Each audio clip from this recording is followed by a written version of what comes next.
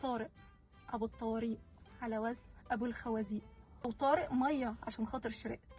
طارق رمز قوي قوي في المسلسل، وبدأ من اول حلقة.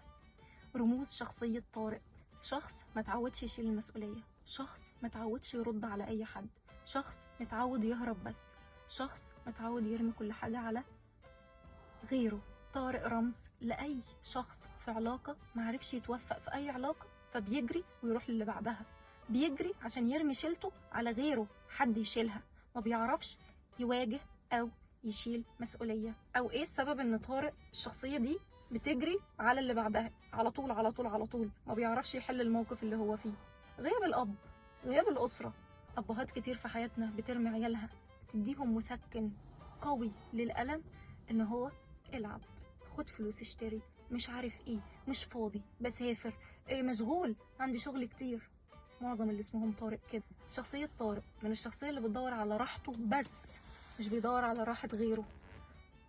ما بيحبش يتعب، بيحب يكون ايه، انا مرتاح، مش عايز اتعب في اي حاجة في حياتي. طارق متقن في الهروب، التلاعب بالمشاعر، والهروب من داخله، من نفسه.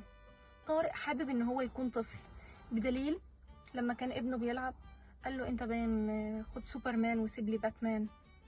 طفل، ما هو اتحرم من الحقوق الطفوليه دي، ما هو بابا كان بيرمي له اي حاجه كده، يلا خد اعملها، يلا ابعد عني عشان مشغول، والحاجات دي كلها.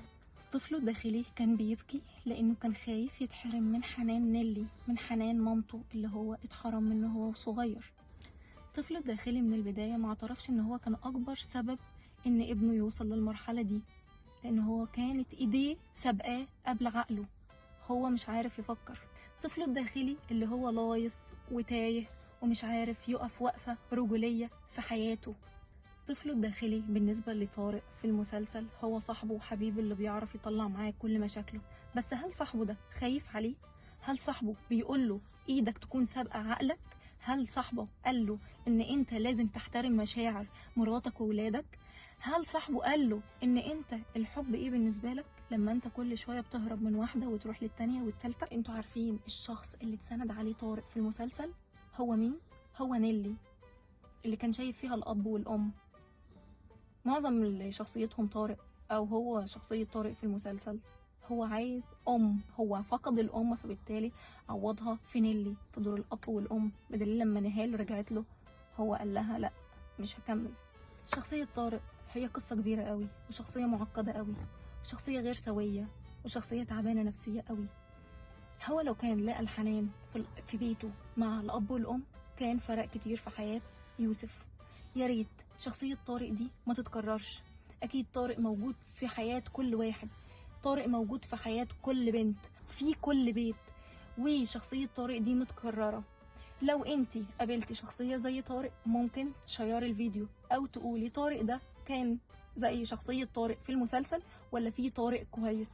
عايزين نشوف الايكون بتاع طارق اللي ظهرت في منها موجود كتير ولا لا. ولو انت حابه تشيري الفيديو اتس اوكي، عشان بس نعرف شخصيه طارق وما نتعاملش معاها ونبعد عنها. لو مش عايزه تشيري الفيديو او مش عايزين الناس تشوفه اكتر واكتر، كفايه ان انتوا اتفرجتوا عليه وشفتوه.